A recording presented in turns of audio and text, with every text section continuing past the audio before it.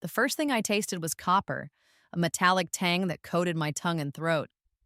It was the taste of old blood, of a long, dark sleep finally disturbed.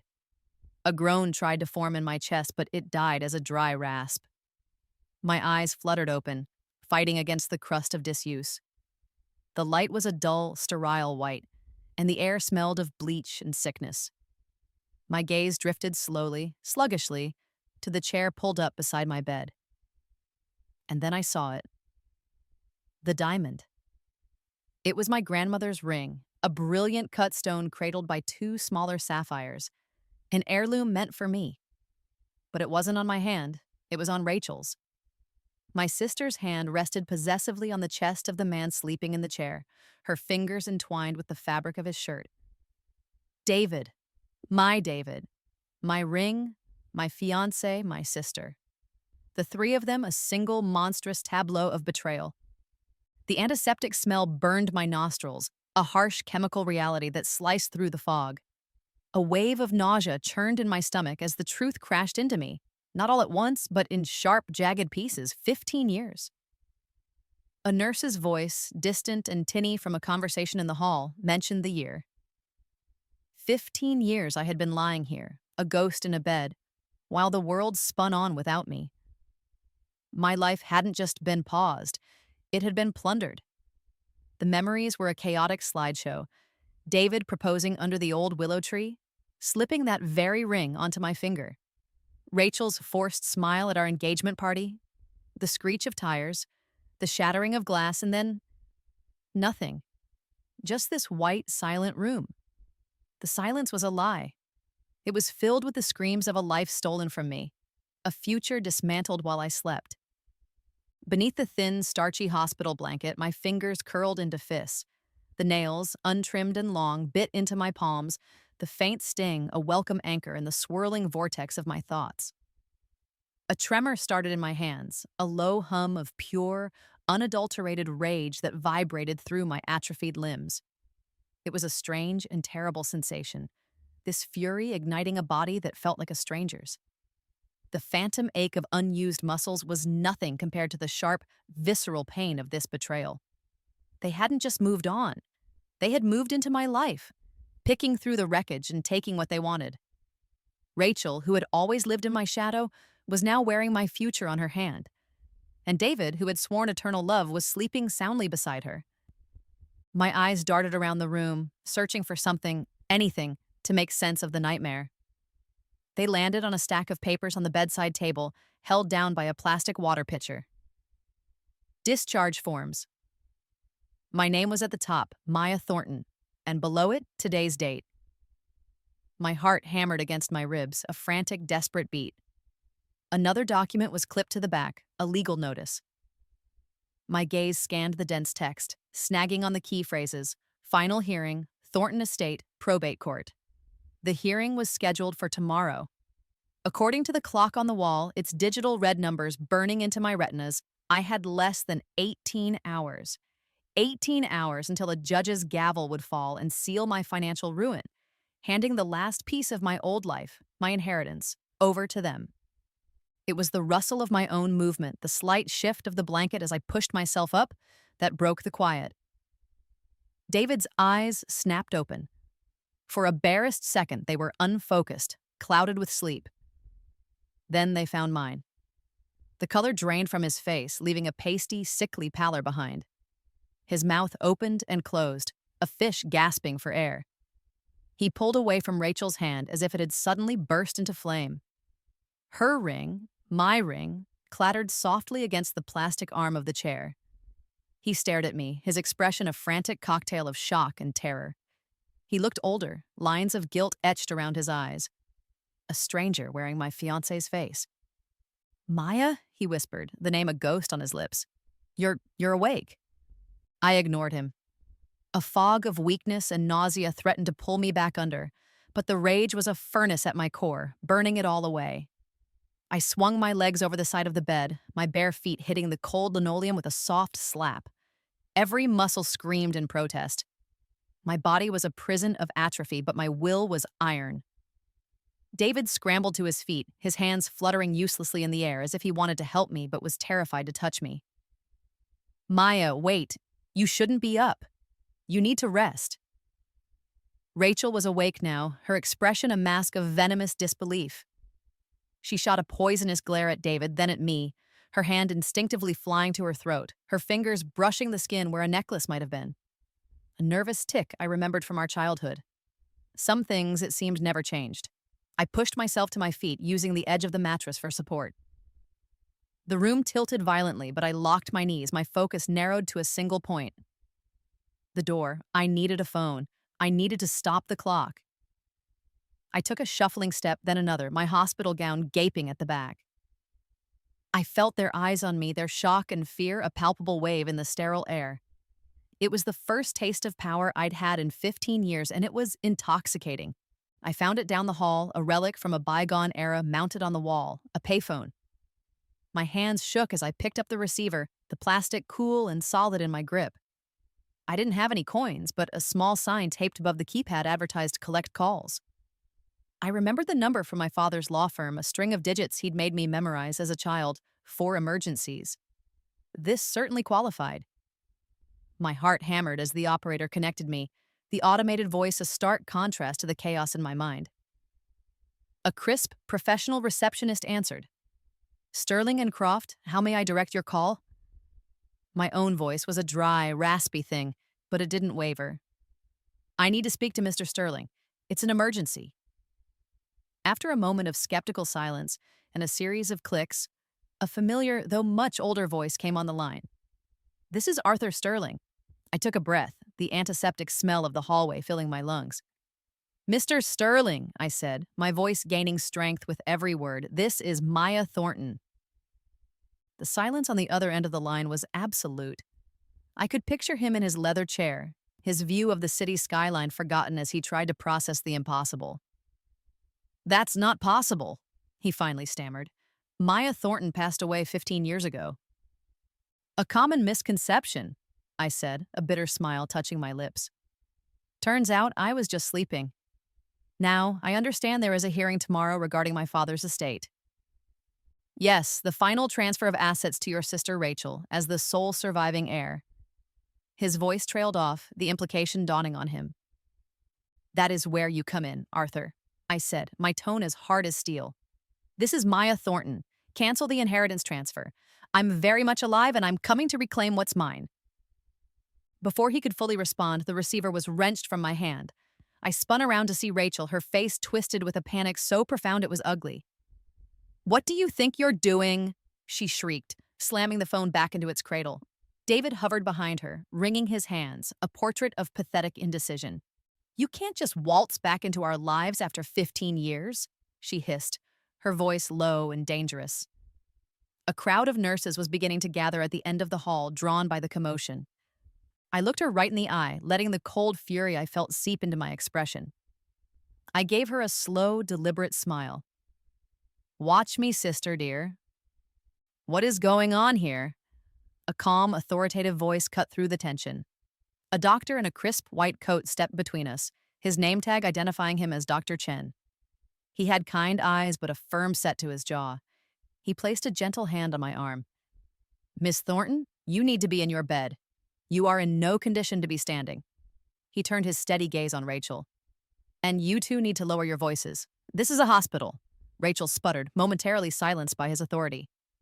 He guided me back toward my room, his presence a shield against the daggers Rachel was staring into my back. Once inside, he closed the door, shutting out the drama in the hallway. He helped me back into bed, his movements efficient and gentle. I'm Dr. Chen, he said again, his voice softer now. I was a resident when you were first admitted. I've followed your case over the years.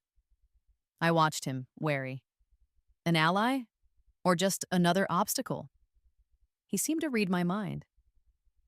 I always thought it was strange, he said, pulling up my chart on a nearby tablet. Your initial recovery was progressing. You were showing signs of waking in the first few months. Then, you plateaued. Regressed even. He swiped through several screens, his brow furrowed in concentration. He stopped, enlarging a specific section of a report from over a decade ago. I looked into it back then, but I was just a resident. No one would listen to me. He turned the tablet to face me. Your medical records show signs of deliberate medication tampering during your early recovery, he said, his voice grim. Specifically, your sedation levels were consistently and inexplicably elevated, counteracting the stimulants we were administering. Someone wanted you to stay unconscious. The air left my lungs. It wasn't just that they had stolen my life while I was gone. They had actively held me down in the darkness. The fury morphed into something colder, sharper. It was a weapon. I looked from the damning evidence on the tablet to the clock on the wall. It was just past 11 p.m. The courthouse, I said, my voice hoarse. It closes at 5 p.m. tomorrow. Dr. Chen nodded slowly, understanding. That gives you less than 24 hours. My mind raced, piecing it all together. The stolen ring, the convenient coma, the rushed hearing, and the money. My inheritance, I whispered, the number echoing in my head from the legal notice. They're trying to steal $2.3 million. Dr. Chen met my gaze, his own hardening with resolve. Then you don't have a moment to waste. Dr. Chen was a man of quiet, decisive action. While I was still processing the revelation of Rachel's treachery, he was already making arrangements. You can't fight this from a hospital bed, he stated, not as a question, but as a fact. He signed my discharge papers, officially releasing me against medical advice with a note citing, patient of sound mind and firm conviction. He found a spare set of scrubs for me to wear, a far more dignified uniform for the war I was about to wage than the flimsy, degrading hospital gown.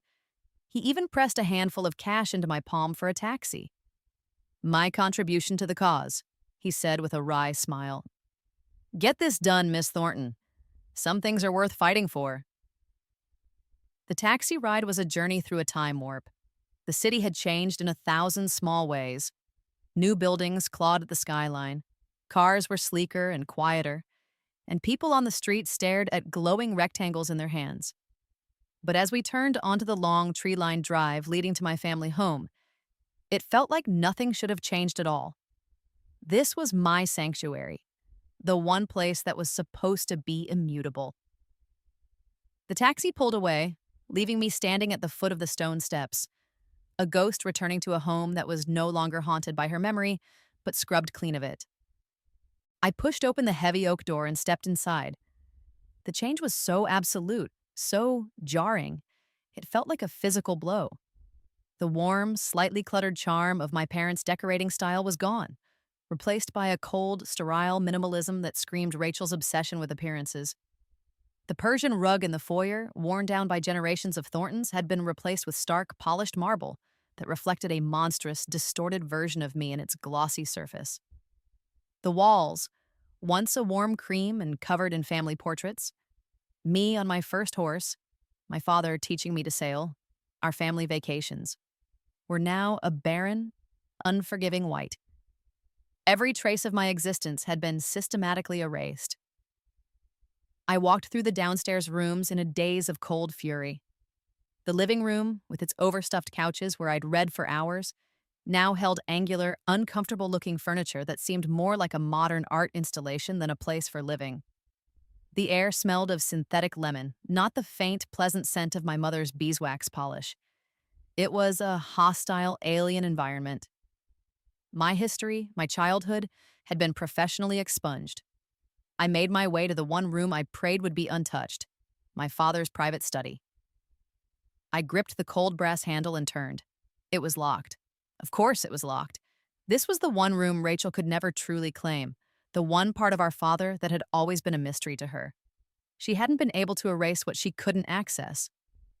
I can't believe you just walked out of the hospital. We were terrified. David's voice, thick with false concern, came from behind me. I turned slowly, my hand dropping from the doorknob. He stood in the archway of the hall, holding a crisp legal envelope. He'd changed out of his slept-in clothes and now wore a tailored suit, the uniform of the man he'd become. A pillar of the community, a fraud. Were you, David? I asked, my voice dangerously soft. Were you terrified when you slipped my engagement ring onto my sister's finger? Or were you just hoping I'd have the decency to finally die and make it all less complicated? He flinched, the accusation hitting its mark. That's not fair, Maya. It's been 15 years. We grieved you. We mourned. We had to move on. You had to move into my house, spend my inheritance, and erase me from the walls? That's a funny way of mourning. You're not well, Maya. He took a step forward, extending the envelope. His hand was shaking. The doctor said brain damage was likely. You're confused. You're lashing out. You need help, not revenge. I laughed, a harsh, ugly sound that echoed in the sterile emptiness of the house. Brain damage? Is that the story you two settled on? The one that lets you sleep at night in my bed? I snatched the envelope from his hand, my eyes burning into his. You want to talk about what's not fair? 15 years, David. 15 years you promised to wait for me, and you couldn't even make it past the funeral flowers wilting. He visibly recoiled, a flush of shame creeping up his neck. He couldn't meet my gaze. It was the first honest reaction I'd seen from him. This is a restraining order, he mumbled, gesturing to the envelope. Rachel, she's scared. You can't be here. You have to leave the premises. This is my house, I snarled, ripping the envelope open. The legal jargon was a blur of calculated cruelty, barring me from my own home, from contacting my own sister. And that is my sister, the one who is tampering with my medication to keep me in a coma. Did she mention that part to her lawyer? David's face went white. What? That's insane. You're delusional. Am I? I took a step toward him, and he took an involuntary step back. Get out of my house, David. Tell Rachel her little legal document means nothing to me.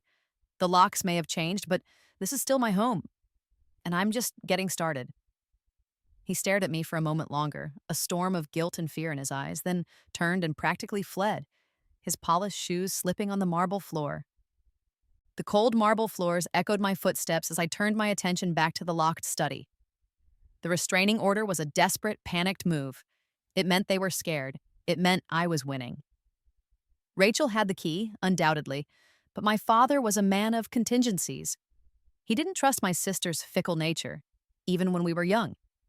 He taught me his secrets, not her. I ran my hand along the intricate wood carving of the doorframe, my fingers searching for a familiar imperfection. There. A small, almost invisible knot in the wood. I pressed it, and a tiny, disguised panel popped open, revealing an old wrought iron key. A key for his study. A key Rachel never knew existed. I unlocked the door and stepped inside. The air was different here. It was a time capsule, smelling of old leather, pipe tobacco, and decaying paper. Everything was just as I remembered it. His massive mahogany desk, his worn leather armchair, the shelves groaning under the weight of books on history and law, and on the far wall, his portrait. A handsome man in his late 50s, his eyes twinkling with a wisdom and kindness that made my heart ache. It was a perfect likeness, right down to the slight, knowing curl of his lips. The combination he taught me as a child came back to me in a rush, a silly rhyme he'd made up to help me remember. 2 steps left for the year you were born. A big spin right for the dog we mourn. My hands trembled as I lifted the heavy portrait off its hook, revealing the dull gray metal of a wall safe. I knelt, the cold of the floor seeping through the thin fabric of the scrubs. My fingers found the dial, cool and solid beneath my touch. I spun it, the soft clicks of the tumblers sounding like heartbeats in the silent room. Left, right, left. On the final turn, there was a heavy, satisfying thunk. I grasped the handle, pulled, and the thick steel door swung silently open. The heavy steel door swung inward with a whisper of well-oiled hinges, revealing the dark cavity within. For a moment, I just knelt there, breathing in the scent of aged paper and metal. This safe was a vault of my father's most precious things, not in monetary value, but in sentiment. On the top shelf sat a small, velvet-lined box containing my mother's pearl earrings, the ones she'd worn on her wedding day. Beside it was a stack of photographs bound with a ribbon, pictures of my mother from before I was born, a life I only knew through his stories. My father had kept them safe in here, away from the casual disregard of the world, and, I now realized, away from Rachel. But beneath them, Lying flat on the bottom shelf was a long, cream-colored envelope of heavy linen paper. My name was written across the front in my father's familiar, elegant script. Maya. My breath caught in my throat. It wasn't just a letter, it was thick, heavy, official. My fingers trembled as I lifted it out. The wax seal on the back was unbroken, stamped with the Thornton family crest. I used my thumbnail to slit it open, my heart hammering a frantic rhythm against my ribs. Inside was a folded document, several pages long, typed on official legal stationery from my father's firm. The header read, "The Last Will and Testament of Edward Thornton." I scanned the first page, my eyes devouring the dense legal text. It was dated just 3 weeks before the accident, a full year after the will Rachel had submitted to the court. My gaze jumped to the dispositive provisions, the core of the document. I give, devise, and bequeath my entire estate, including all real and personal property, to my beloved daughter, Maya Thornton. A wave of dizziness washed over me. He had left it all to me. It was what I had always expected, what he had always told me, but seeing it here in black and white, a final declaration of his love and trust, was overwhelming. It was proof. The will Rachel was using was a forgery, a lie she had built her new life upon. I felt a surge of triumphant rage, so potent it almost choked me. But it was the next page that truly stopped my breath. It was a codicil, a separate amendment attached to the main body of the will, executed on the same day. My eyes locked onto the crisp, damning words. In the event that my daughter, Maya Thornton, predeceases me, or in the event that she is rendered legally or medically incapacitated and unable to inherit for herself, it is my express directive that my entire estate shall be liquidated, and the full proceeds shall be donated to the Thornton Charitable Trust for Pediatric Medical Research. Under no circumstances are the assets of my estate to be transferred to my other daughter, Rachel Thornton. I read the sentence again and then a third time. The sheer, calculated foresight of it was staggering. He knew. Somehow, my father had known the depths of Rachel's avarice. He had seen the darkness in her that I, in my naive love for my sister, had always ignored. He had not just protected me, he had built a firewall around my legacy to protect it from my own blood. He would rather give our family's entire fortune to charity than let a single dollar fall into Rachel's undeserving hands. This document wasn't just a will, it was my father's final, resounding judgment of his other daughter. A sob escaped my lips, a sound of grief and gratitude all at once. The rage I felt toward Rachel was now mixed with a profound, aching love for the man who had tried to shield me even from beyond the grave. This changed everything. It wasn't just my word against hers anymore. It was my father's. I fumbled for the prepaid phone Dr. Chen had given me, my fingers clumsy as I dialed Arthur Sterling's number, which I now knew by heart. He answered on the second ring, his voice sharp and alert. "Arthur Sterling." "Arthur, it's Maya," I said, my voice shaking with the force of my discovery. "I have it. I have his real will." "My God," he breathed. "Where are you? Are you safe?" "I'm in his study, at the house. I found his private safe. Rachel never knew about it." I took a deep, steadying breath. "Arthur, it's worse than we thought. The will she filed is a complete fabrication. I suspected as much, but proving it would have been difficult," he said, the excitement rising in his voice. "What does it say, Maya? Read it to me." I read the key clauses aloud, my voice growing stronger and steadier as I spoke. When I got to the codicil about the charitable trust, Arthur let out a low whistle. "Good heavens, Edward, you magnificent old fox," he murmured. "He saw this coming. He really saw this coming." "What does this mean legally?" I asked, already knowing the answer but needing to hear him say it. "It means, my dear girl, that Rachel hasn't just been lying to the court. She's committed probate fraud, a serious felony. The will she submitted is null and void. She has no legal claim to any of it. Not the house, not the investments, not a single penny. With this document, we can invalidate the entire transfer tomorrow. She'll walk out of that courtroom with nothing." "Nothing," I repeated, the word tasting like victory. "Less than nothing when the district attorney gets through with her," Arthur added grimly. "Maya, this is crucial. You cannot let that document out of your sight. Do not confront your sister. Do not tell her you have it. Her and David's actions have now escalated from greed to serious criminal liability. They will be desperate. A restraining order will be the least of your worries if they know what you're holding. I understand, I said, my mind racing. Meet me at my office at 8 a.m. sharp, he commanded. We'll get the will certified and prepare our motion to dismiss. The hearing is at 3 p.m. We'll walk in there and blow her case out of the water before she can even say her name. It will be a slaughter. I agreed, but as I ended the call, a different idea began to form in my mind. A darker and more satisfying one. Arthur was right. The logical move was to stay hidden, to spring the trap in the sterile safety of the courtroom. But where was the justice in that? Where was the punishment for 15 years of stolen life, for the daily, intimate betrayal?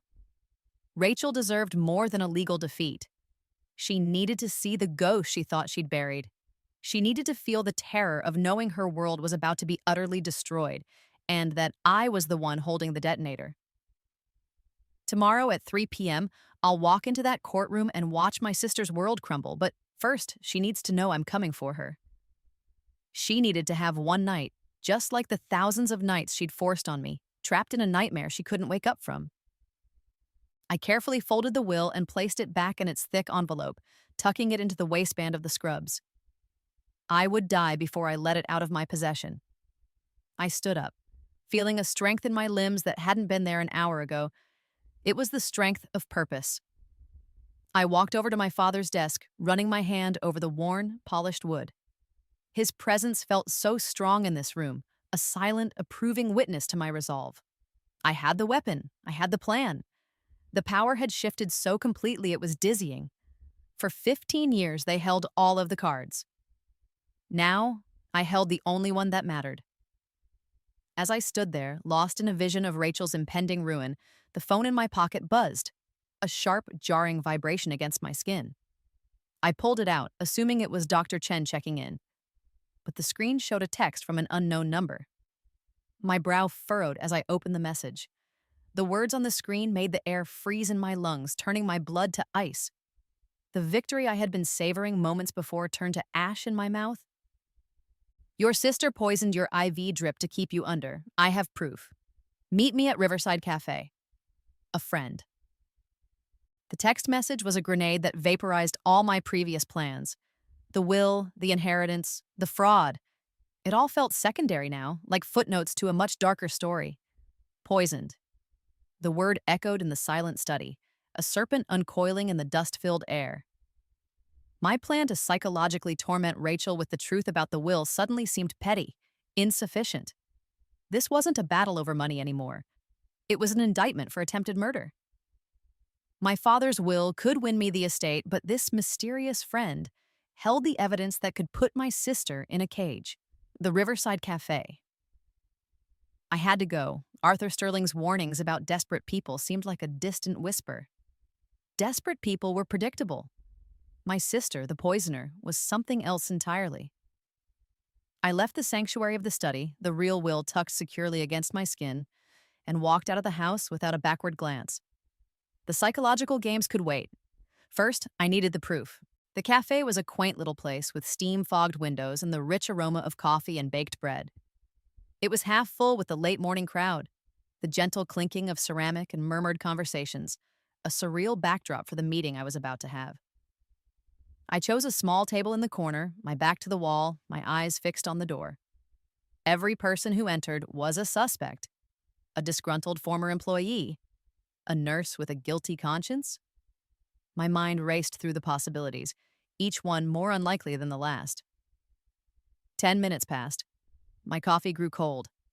I was about to dismiss it as a cruel prank when the bell above the door chimed, and he walked in. My entire body went rigid. It was David. He scanned the room, his eyes wide with a frantic, hunted look. When he saw me, he flinched as if he'd been struck. He approached my table with the shuffling, hesitant steps of a man walking to his own execution. He looked even worse than he had at the house. His face was ashen, his tie was loose, and there was a fine sheen of sweat on his brow. He slid into the chair opposite me, refusing to meet my eyes. A friend! I said, my voice a low, dangerous murmur that was only for him. That's what you call yourself now? After serving me a restraining order, you text me claiming to be my friend? He finally looked at me, and I saw the full extent of his misery. His eyes were bloodshot, swimming with guilt and terror. I didn't know what else to do, Maya, he whispered, his voice cracking. I'm a coward. I know I am, but I'm not a killer. You just stood by one, I shot back, my contempt a palpable force between us. For years. I didn't know, not at first, he insisted, his hands trembling so badly he clasped them together on the table. When you didn't wake up, I believed the doctors, but then things started to not add up. Rachel had so much control over your care, she insisted on being there for every shift change, every new IV bag. She said she was being a devoted sister. He laughed, a bitter, broken sound. Then I started to listen. She talks when she's been drinking, Maya. She gets arrogant. She likes to boast about how she outsmarted everyone, how she was just managing your condition to buy more time for the probate to clear. I couldn't go to the police, she'd destroy me. My career, my reputation. She has letters, things from the beginning. She would paint me as a co-conspirator. Which you are, I said, my voice devoid of pity. I know, he cried, drawing a few sharp looks from the nearby tables. He lowered his voice to a desperate hiss. But I started recording her, on my phone. Whenever she'd start talking, I have months of it. He slid his phone across the table. It's all there, in a locked folder. The password is the date of our engagement, the real one, yours and mine. He couldn't look at me as he said it. It's everything. Her admitting to switching the IV drips, to bribing an orderly for extra sedatives, to forging the will, it's all there. Take it, use it. Just leave me out of the worst of it. Please, Maya. She has me trapped, but you can burn it all down. I looked at the phone, this small metal rectangle containing the proof of my sister's monstrousness and his pathetic cowardice. I took it without a word, my fingers closing around it. I offered him no comfort, no promise of leniency. I stood up, leaving him to crumble in the ruins of the life he had chosen. Armed with the final, most damning piece of evidence, I returned to the estate. My rage was now a cold, focused singularity. I walked through the front door to find Rachel in the white marble living room, sipping a glass of wine, the picture of unbothered arrogance. On the glass coffee table in front of her was a stack of papers, and on top, a copy of the forged will. She looked up as I entered, her lips curling into a smug sneer. Security is on their way, she said, raising her phone. You're violating a court order. This will not look good for the poor, confused coma patient. I ignored her and walked to the coffee table. I picked up the forged will, its lies feeling flimsy and cheap in my hands. I looked her right in the eye, and then I began to rip it to shreds, letting the pieces flutter down onto her pristine white carpet like toxic confetti. Rachel sprang to her feet, her face contorting with fury. You psychotic bitch, she shrieked, her voice echoing in the cavernous room. You've completely lost your mind. You're going to jail for this. I let her scream, waiting for her to run out of breath. When she was panting, her chest heaving, I spoke, my voice chillingly calm. You always were jealous of me, Rachel, I said, taking a step closer. I could handle that. The stolen clothes, the lies behind my back, even David. But attempted murder? I held up the phone David had given me. That's a new low, even for you. Her bravado returned in a bitter, mocking laugh. Attempted murder? You think anyone will believe you? You're a brain-damaged coma patient with delusions. The doctors have all documented your confusion, your paranoia. David and I are respected members of this community. Who do you think a judge will believe? That's an excellent question, I replied. Let's find out. I tapped the screen of the phone and a voice filled the silent room. Her voice. It's so easy. The recording of Rachel slurred, arrogant, and drunk. A little extra midazolam in the drip bag? The nurses are so overworked they never notice. It just keeps her sleeping, buys me more time. Another year and everything is legally mine. No questions asked. The Sleeping Beauty defense. The color drained from Rachel's face. The wine glass slipped from her fingers and shattered on the marble floor. the red wine spreading like a pool of blood. She stared at the phone in my hand as if it were a venomous snake, her mouth opening and closing silently, her smug confidence utterly annihilated. I left her there, a statue of terror amidst the shredded lies and shattered glass. I walked out of the house and didn't look back. I checked the time on my new phone. It was 1 p.m. The inheritance hearing was now in 2 hours, and I had everything I needed to destroy them both. The courthouse was a temple of cold marble and hushed echoes, a place designed to make you feel small. But as I walked beside Arthur Sterling, my heels clicking with sharp purpose on the polished floor, I felt anything but small. I felt like a reckoning. My rage had been honed over the past 24 hours into a weapon of singular crystalline focus. We paused outside the heavy doors of courtroom 4B. Through the small, wire-meshed window, I could see them. Rachel sat at the plaintiff's table, looking composed and elegant in a severe navy blue suit. She was whispering to her lawyer, a man with a self-satisfied smirk. David sat beside her, stiff and pale, his eyes fixed on nothing. He looked like a man already in his own grave. Rachel must have felt my gaze because she looked up, her eyes meeting mine through the glass.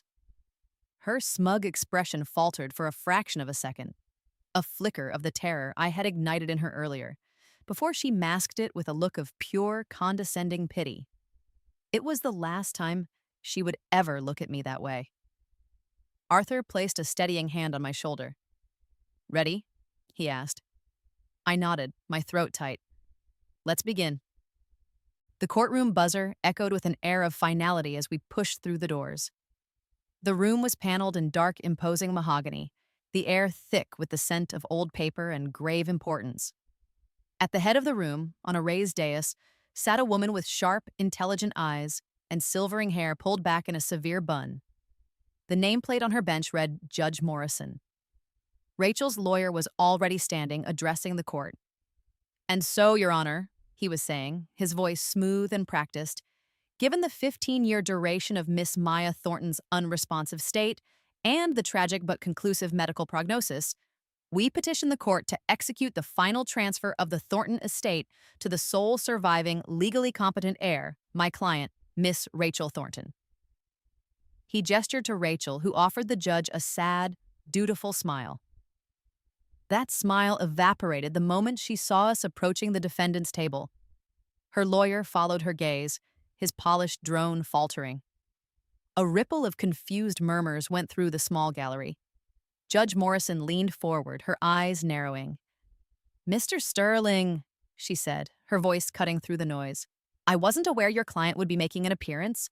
The court was under the impression she was indisposed." Arthur rose to his full height, a lion in his element.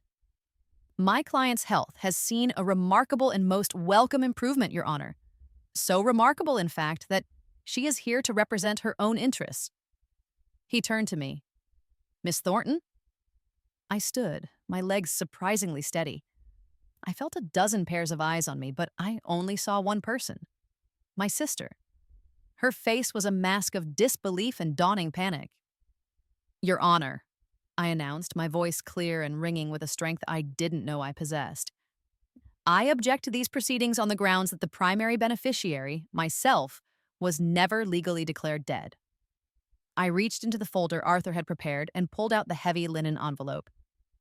"Furthermore, the will submitted to this court by my sister is a fraudulent document. I have here the true last will and testament of my father, Edward Thornton, which I would like to submit as evidence." I held it up, and the sight of that familiar envelope, with my name on the front, made Rachel physically recoil. Her lawyer shot to his feet. "Objection! Your Honor, this is preposterous. This is a desperate, last-minute tactic.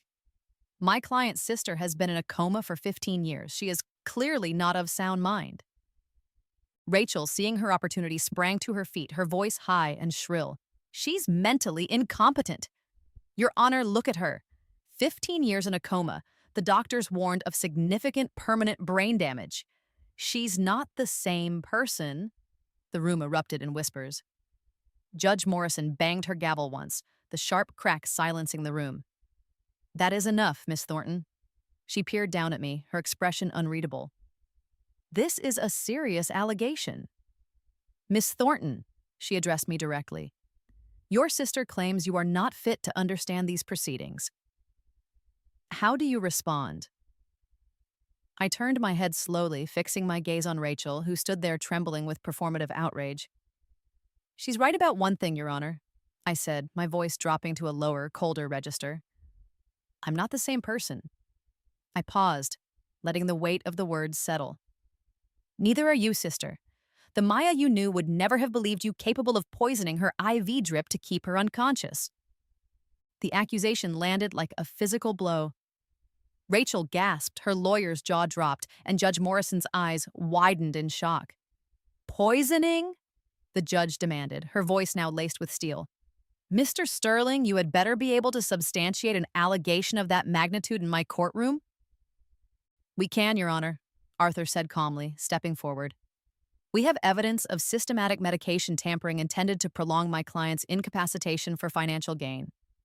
We also have recorded confessions from the plaintiff herself. Rachel's head snapped toward David, her eyes blazing with murderous realization. He shrank under her glare, his face as white as a sheet. Her lawyer was sputtering. This is an outrage, unsubstantiated, slanderous. I will be the judge of that. Judge Morrison cut him off. She gestured to the bailiff. Bring the evidence to the bench. Arthur handed the bailiff David's phone. The judge plugged in a set of headphones, her expression growing progressively grimmer as she listened, scrolling through the files. I watched Rachel. The mask of the grieving, dutiful sister was gone, replaced by the naked terror of a cornered animal. She knew what was on that phone. She knew the game was over. After a long, torturous minute, the judge removed the headphones, her face a mask of cold fury. I have heard enough to proceed, she declared. Bailiff, play track 7. Timestamp 2 minutes and 14 seconds for the court. A moment later, Rachel's voice, slurred, arrogant, and chillingly clear, filled the silent courtroom. The Sleeping Beauty defense, her recorded self gloated. Just keep her sleeping, buy more time, another year, and everything is legally mine, no questions asked. The sound of her own guilt, broadcast for all to hear, shattered her completely. David broke down, burying his face in his hands with a loud, gut-wrenching sob. I never meant for it to go this far, he wailed, his voice muffled by his hands. I told her to stop. I never wanted this. Rachel, however, exploded with rage. She pointed a shaking finger at me, her face a grotesque mask of hatred. She's a vindictive ghost. She came back to ruin our happiness. It was my life now. Mine! Judge Morrison banged her gavel repeatedly. Order! Order in this court. Counsel, get your clients under control or I will have them removed and held in contempt. While the bailiffs moved to calm the chaos, I stood and walked calmly towards the bench, the real will in my hand. The noise of Rachel's hysterics and David's weeping faded into the background. There was only the judge waiting. I reached the dais and placed the original document, my father's true words, directly into Judge Morrison's hands. I looked at Rachel, thrashing against her lawyer's grip, and then back at the judge, my voice calm as death. Your Honor, I'd like to press charges for attempted murder, fraud, and conspiracy to commit theft. Judge Morrison's gaze was like granite as she accepted the will from my hand. She didn't need to read it. She had heard the truth in the chilling sound of my sister's own voice. She looked from the document in her hand to the pathetic, crumbling figures of my sister and ex-fiancé. The air in the courtroom was thick with their ruin. There were no more objections, no more procedural tricks. There was only the ugly, exposed truth. The judge's face was a mask of cold judicial fury. Given the evidence presented, she announced, her voice resonating with absolute authority, this court finds that the probate claim filed by the plaintiff, Rachel Thornton, is based on fraud and perjury. The petition is denied with extreme prejudice. She looked directly at Rachel, who had fallen silent, her face a mess of tears and disbelief. Miss Thornton, you and Mr. Maxwell will be remanded into custody, pending a criminal investigation based on the testimony and evidence presented here today. The gavel fell, its crack as final and absolute as a gunshot. In the sudden ringing silence that followed, Rachel's composure finally shattered completely. She let out a scream of pure animalistic fury, a sound of a world ending. And as the bailiffs took her by the arms, that shriek was the sweetest, most satisfying sound I had heard in 15 long years. 6 months later, I stood in the center of the newly renovated living room. The cold marble and sterile white walls were gone, replaced by the warm oak floors and cream-colored walls I remembered from my childhood. I had brought the old furniture out of storage, and my father's portrait now hung proudly above the fireplace. Every trace of Rachel's occupation had been scrubbed away, her cold, minimalist taste erased, just as she had once tried to erase me. I held a warm cup of coffee, looking out the large bay window at the gardens I was slowly bringing back to life. On the table beside me lay a newspaper clipping from a few weeks ago. It showed a grainy photo of Rachel in an orange jumpsuit, her face pale and drawn, being led into the county jail to begin her 5-year sentence. With the evidence from the recordings, the plea bargain was her only option. David, ever the coward, had turned state's evidence against her for a lighter sentence, 2 years probation, and the permanent loss of his medical license. Sometimes on my way into town, I'd see him working at the local car wash, his shoulders slumped in defeat as he wiped down the windows of other people's expensive cars. I never slowed down, but sometimes I'd give a little wave. As for the inheritance, the $2.3 million that had motivated so much evil, it now sat in a series of accounts for the Thornton Charitable Trust exactly as my father had intended. Some victories, I had come to realize, were worth far more than gold. "Your move, I believe." Dr. Chen's voice pulled me from my thoughts. I turned from the window and smiled, returning to the chessboard set up on the low table between 2 comfortable armchairs in my father's restored study. He visited every Thursday, a quiet tradition that had become the anchor of my new life. "Patience, doctor," I teased, sitting down. "Some of us have to think a bit harder than you." He smiled, his kind eyes watching me over the rim of his glasses. "You seem to be doing well, Maya. The house looks like a home again." "It's getting there," I admitted, studying the board. "Some days are easier than others. Sometimes I wake up and, for a second, I still smell the antiseptic." "That will fade," he said gently. "What you went through, there's no map for that kind of recovery. But you're here. You're free. Was it worth it? The fight?" I moved my knight, putting his queen in jeopardy. It wasn't a choice. It was survival. I looked up, meeting his gaze. The money, the house. After a while, that wasn't the point. The point was that she couldn't be allowed to win. Not like that. It would have meant that everything she did was okay. "She didn't win," he said, nodding as he assessed my move. "You brought the truth to light. That's all any of us can hope to do." He slid his bishop, a clever, unexpected countermove.